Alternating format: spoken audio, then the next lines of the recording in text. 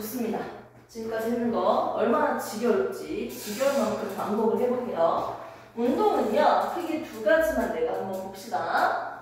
자, 운동하고 있는 물체, 왼쪽으로 이동하는 물체에다가 힘을 주어졌을 때 이걸 우리는 무슨 운동이라고 한다? 속력이 변하는 가속력 운동이다. 가속도 운동이다.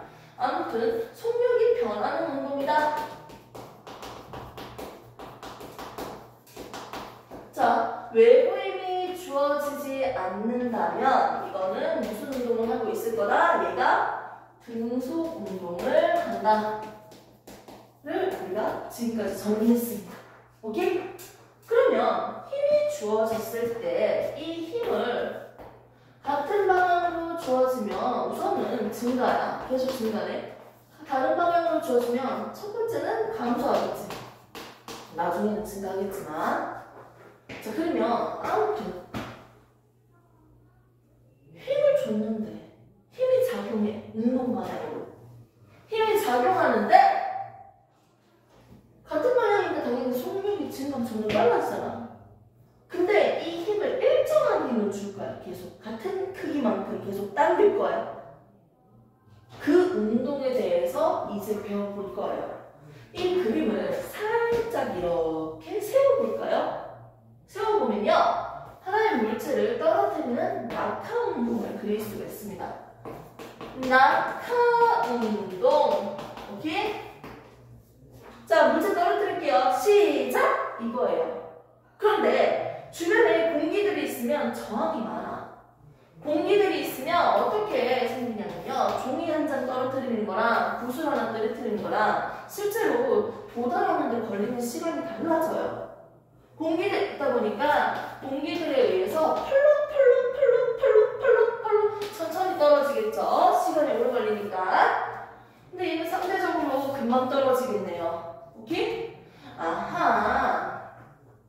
이런 공기의 저항이 있을 때는요, 우리가 예상한 거랑 다른 결과가 나와요. 우리가 평소에 보는 모습이잖아, 맞지? 하지만 이런 저항들이 없다라면, 저항이 없다, 공기가 없다라는 거야. 그럼 무슨 상태야? 진공 상태라는 거야. 진공 상태에서 물체를 떨어뜨린다면 질량, 모양, 크기 다 상관없어. 모든 물체는 동시에 출발해서 동시에 도착해요. 이거 가벼운데요? 이거 무거운데요? 해도요, 상관없어요. 동시에 도착해요. 아니, 선생님, 생각을 해보세요. 무거우면 당연히 먼저 도착하는 거 아니에요? 느낌적으로만 봐도 이게 당연한 거 아니에요? 어떻게 이렇게 될 수 있죠? 맞아. 물체, 질량을 가진 모든 물체 사이에서는 서로 잡아당기는 힘이 존재합니다. 공주랑 선생님 사이에서도 사실 서로 잡아당기는 힘은 존재해요. 근데 이런 질량을 가진 모든 물체는 서로 잡아당기는 힘, 인력, 당기는 힘은 인력이죠. 이 힘을 우리는 뭐라고 한다? 만유인력이라고 합니다. 오케이? 만유인력인데 내가 지구에 있는 입장에서 물체랑 지구 사이에도 서로 잡아당기는 힘이 있을 거 아니야. 그러니까 물체에다가 이렇게 손을 놓으면 어떻게 돼요? 밑으로 떨어지는 거지. 왜? 잡아당기는 힘이 존재하니까요. 이 힘을 우리는 중력이라고 합니다. 오케이? 중력입니다. 이 질량을 가진 물체 사이에서 잡아당기는 힘, 이게 중력인데요. 이 중력의 방향은 무슨 방향이다? 우리가 지구에 있는 입장이니까 지구 중심 방향이에요. 방향이 무슨 방향이었다고요?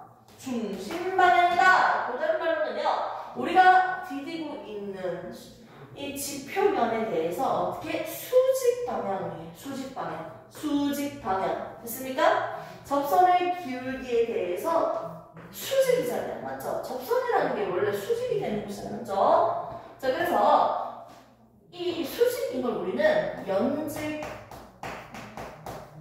R 방향이라고 합니다. 수직을 연직이라고 하고, 연직이 윗방향이 아니고 아랫방향이니까 뭐다? 연직 아랫방향이다. 이렇게도 설명할 수 있겠죠. 지구 중심 방향입니다. 그리고 이 중력, 잡아당기는 힘의 크기는 뭐라고 얘기할 수 있습니까? 힘의 크기. 항상 우리가 옛날에 봤는데 무게라고 합니다. 물체의 그 무게. 무거운 녀석일수록 더 세게 잡아당긴다고요? 네. 그래서 무게를 어떻게 계산한다? 우리가 알고 있는 그 질량에다가 지구니까 중력과 속도라는 9.8을 곱했어요. 9.8 m/s 제곱이거든. 1초에 9.8씩 속력이 커진다, 변한다라는 뜻인데, 즉 질량 곱하기 9.8을 해주면 무게가 나와요. 우리가 예전에 배웠는 거는 이거 혹시 기억나?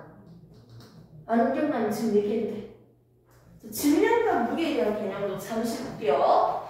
자, 무게가 뭔지 다시 한번 봅시다. 아, 조금 더 있네요. 자, 먼저 질량이 있으면 무게가 있습니다. 질량과 무게를 서로 비교할 수가 있는데, 질량은 뭐고 무게는 뭐야? 저울에다가 위접시 저울 올려놓고 왼쪽에다가 20g을 올려주면요, 오른쪽에도 20g을 올려줘야 돼. 그래서 수평이 맞춰지잖아요. 항상 우주에 가거나 아니면 지구에 있거나 어디에 있든지 간에 항상 변하지 않는 질량이에요. 이게 질량이야. 고유한 양이라고요. 근데 무게라는 건 우주에 가면요, 달라져요. 우주에 가거나 시간에 따라서 변하고 있는 녀석인데, 이렇게 있는 물체가 그냥 누구도 이렇게 당기고 있는 힘이 없어. 없으니까 서로가 이렇게 일정하잖아, 항상. 그런데 어떻게 이런 중력이 작용해버리면 이 물체에 아래로 잡아당기는 힘이 작용하잖아. 맞지? 힘이 작용하면요, 이 물체에 잡아당기는 그 힘이 있어요. 그 크기. 그걸 우리가 무게라고 하는 거예요. 아니, 무슨 말이에요, 선생님? 장소에 따라서 변하지 않고요. 장소의 시간에 따라서 변하는 게 무게입니다. 지구에 있기 때문에 그때 9.8이 중력과 속도를 곱한다고 우리는 무게라고 배웠고요. 질량은 그 고유한 값이어서 언제든지 변하지 않습니다. 달에 갔을 때는 또 여기에 있는 무게값이 달라지겠죠. 9.8이라는 값이 다 달라요. 6분의 1입니다. 선생님 좀 아직은 좀 찝찝한데요. 무슨 말입니까? 그럼 이거 두 개만 먼저 정리하고 설명을 좀 더 들어볼게요. 질량은 그대로 적으시고요. 무게는 질량에다가 지구니까 9.8을 곱해주시면 됩니다. 문제 조건에서 10을 주시면 10을 곱하시면 되고요. 단위는 그냥 익숙해지라고 적을게요. m/s 제곱입니다. 자, 이 상태에서 한번 보도록 할게요. 물체가 20kg입니다. 그럼 질량이 20kg이고요. 이 물체를 밑으로 잡아당기는 중력이 작용하죠. 그럼 이 물체의 무게는 얼마다? 밑으로 잡아당기는 힘은 얼마다? 20 곱하기 9.8이라는 거예요. 이게 뉴턴, 무게라는 거예요. 그럼 물체가 좀 더 이해를 돕기 위해서 설명할게요. 얘는요, 좀 더 가벼운 녀석이고요. 얘는 좀 더 무거운 녀석입니다. 그럼 여기다 9.8 곱하면 무게가 계산되겠네요. 그럼 당연히 이 녀석이 떨어질 때 밑에 있는 사람이 더 많이 다칠까요? 이 녀석이 떨어질 때 더 많이 다칠까요? 당연히 더 무거운 녀석이 떨어질수록 더 많이 다치겠죠. 질량이 더 무거울수록 가지고 있는 에너지 크기가 더 크네요. 더 무거운 물체를 잡아당기는 크기가 더 크네요. 즉 얘는요 20이니까 20 곱하기 9.8 뉴턴이고요. 얘는요 50 곱하기 9.8 뉴턴입니다. 잡아당기는 힘이라고요. 이 떨어지는 힘이 있다고, 떨어지는 힘. 그러니까 당연히 더 아프죠. 아, 이렇게 얘기하면 더 헷갈리게 만드는 것 같은데요. 그냥 다 지울게요. 아무것도 보지 말고. 중력이라는 힘이 존재합니다. 존재하는데, 선생님 그러면요, 얘는 질량이 조금밖에 안 돼요. 얘는 무겁잖아요. 쇠구슬이니까. 그러면 중력은 누가 더 커요? 얘는 예를 들어서 말도 안 돼. 얘가 1kg짜리라고 할게. 말도 안 되지만. 얘는 10kg짜리라고 할게요. 그럼 밑으로 잡아당기는 힘은 얼마다? 여기에다 뭘 곱한다? 9.8을 곱한다. 그럼 9.8 뉴턴이에요. 밑으로 잡아당기는 힘의 크기가 9.8 뉴턴이라고요. 자, 그럼 얘는 밑으로 잡아당기는 힘의 크기가 얼마라고요? 98 뉴턴이라고요. 98 뉴턴이에요. 됐습니까? 됐습니까? 9.8 곱해서. 자, 그 말입니다. 당연히 질량이 더 클수록 당연히 밑에서 잡아당기는 힘이 그게 더 크다. 밑에 있는 친구가 이 물체를 맞았을 때 더 아프겠죠. 오케이? 자, 그런데 여기서 궁금증이 생겨요. 얘는 9.8N이고 얘는 98N이잖아. 무거운 녀석일수록 더 세게 잡아당긴다는 거 아니야? 맞지? 그러면 더 세게 잡아당기면 당연히 더 빨리 도착해야 되는 거 아니야? 맞잖아. 근데 왜 진공 상태에서 질량 무게 상관없이 동시에 출발해서 동시에 도착해? 왜 얘가 더 세게 잡아당기는데 왜 동시에 도착하냐고요?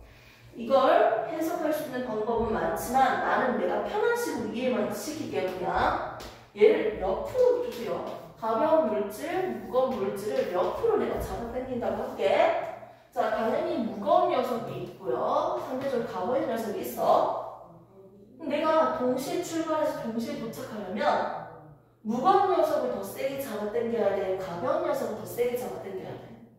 내가 힘을 줄 때 무거우니까 더 세게 잡아당겨야 되잖아? 더 세게 잡아당겨야지 동시에 출발해서 동시에 도착할 것 같은데? 됐습니까? 이해를 돕기 위해서만 이렇게 풀어서 설명을 할 겁니다. 자, 한번 보겠습니다.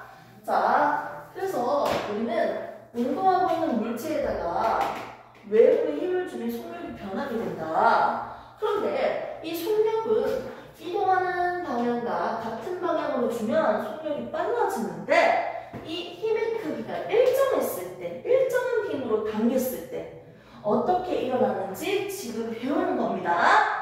물체 이제 떨어뜨릴게요. 손에 놓을 거야. 처음에 출발할 때 얘는 정지되어 있어요. 내가 잡고 있으니까. 그럼 얘는 처음에 출발할 때 속력이 0m/s이겠지. 출발한다. 시작하면요. 얘는 점점 빨라질 겁니다. 근데 어떻게 빨라지냐? 진공 상태에서 떨어지는 운동, 즉 자유낙하 운동으로 설명을 하면요.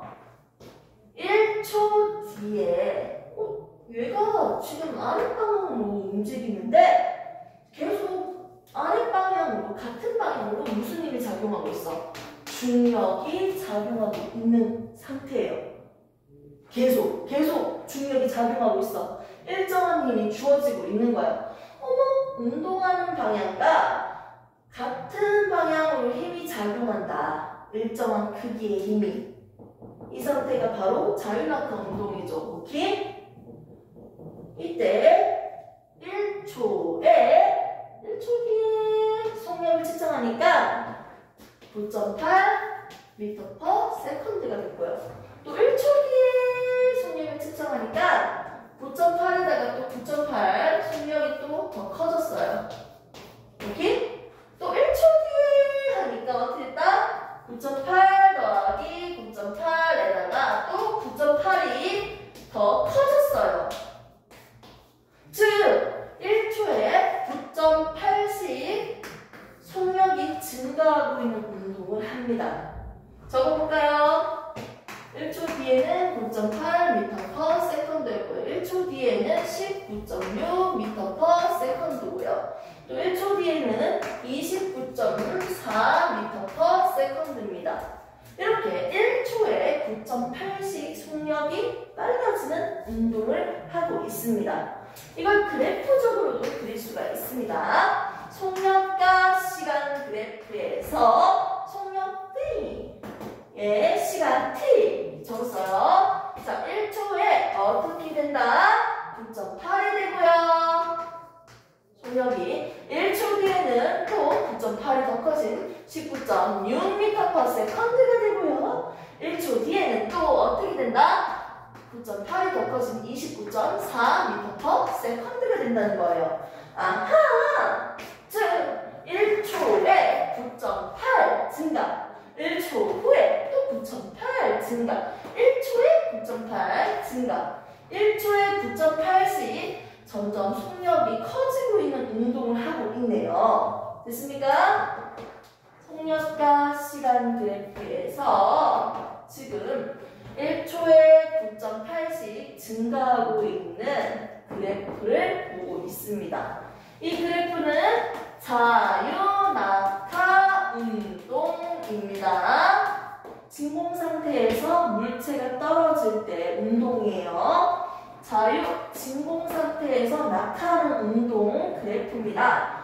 1초 후에 9.8, 1초에 9.8씩 속력이 증가하고 있는 운동입니다. 됐습니까? 이 그래프를 통해서, 이 내용을 통해서 우리가 정리할게요. 얘는 속력이 일정한 운동 맞습니까? 속력이 일정해요? 이 운동이 속력이 일정해? 속력이 일정한 게 아니죠? 등속 운동 아니잖아. 좀 더 빨라지잖아. 맞죠? 뭐가 일정해요? 뭐가 일정합니까? 1초에 9.8씩 증가잖아. 속력의 증가량, 속력의 변화량이 일정합니다. 됐습니까? 속력의 변화량이 일정한 운동을 하고 있습니다. 그러면 신기한데 1초에 얘는 속력이 얼마큼 바뀌어? 속력이 9.8 증가해. 오케이? 1초에 얼만큼 속력이 변하니? 속도가 변하니? 속력이 변하니?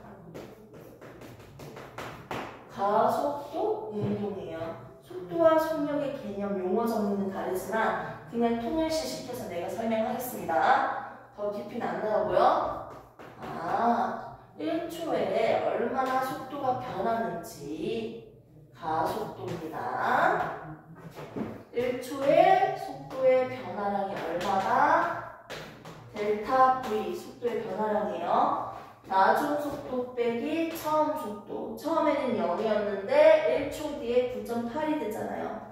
1초 동안 속도 변하는 건 어떻게 계산한다? 나중 속도 빼기 처음 속도하면 속도 변화량이 되죠? 시간분의 속도 변화량이 뭐다? 가속도입니다. 이해를 돕기 위해서 할게요.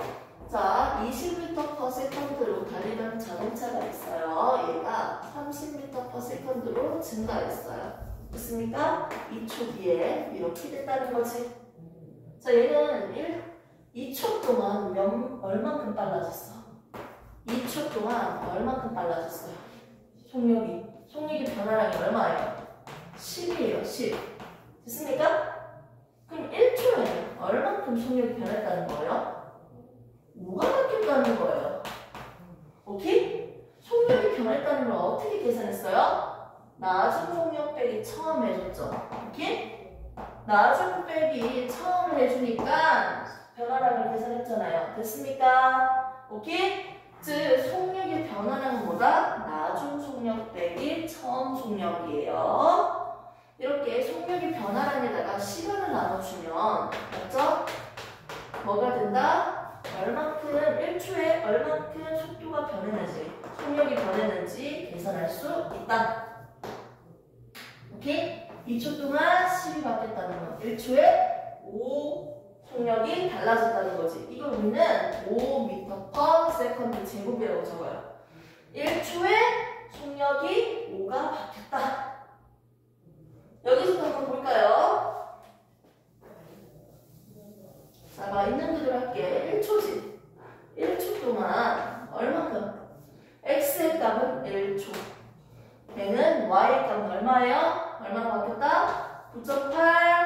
9.8m/s 빼기 0m/s잖아. 됐습니까? 이거 빼야지. 해주면 이렇게 나오죠?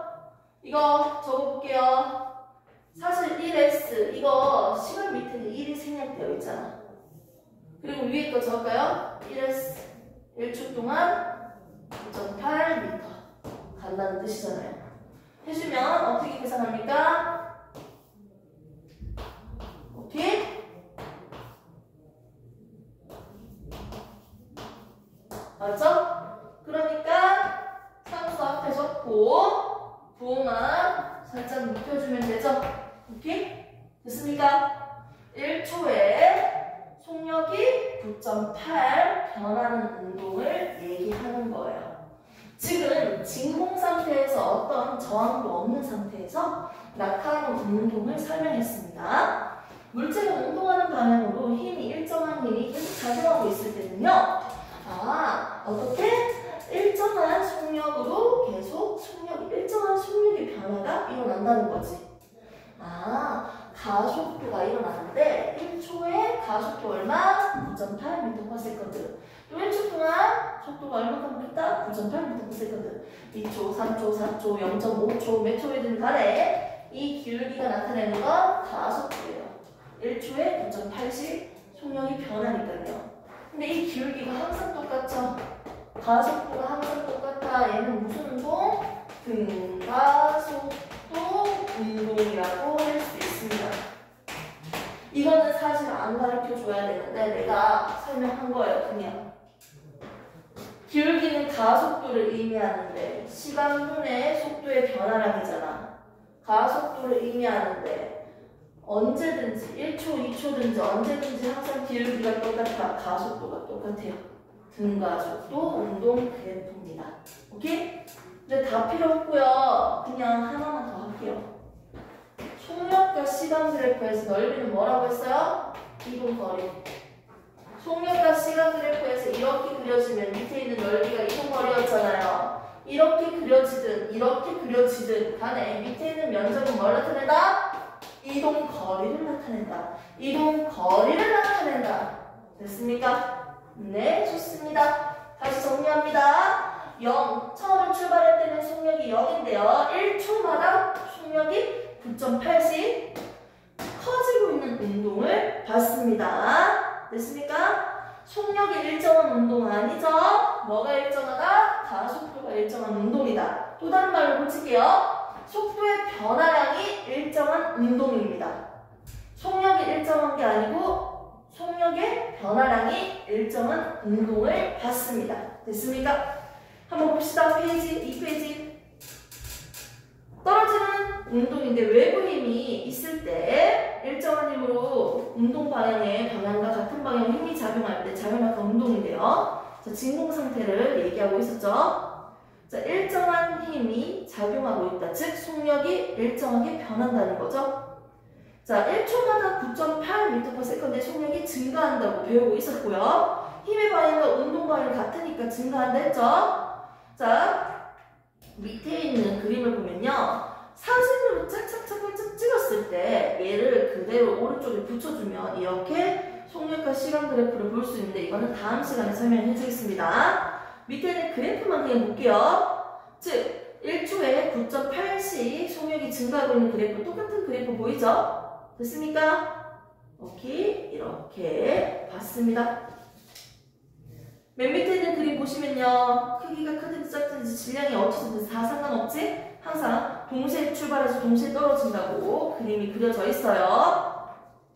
좋습니다.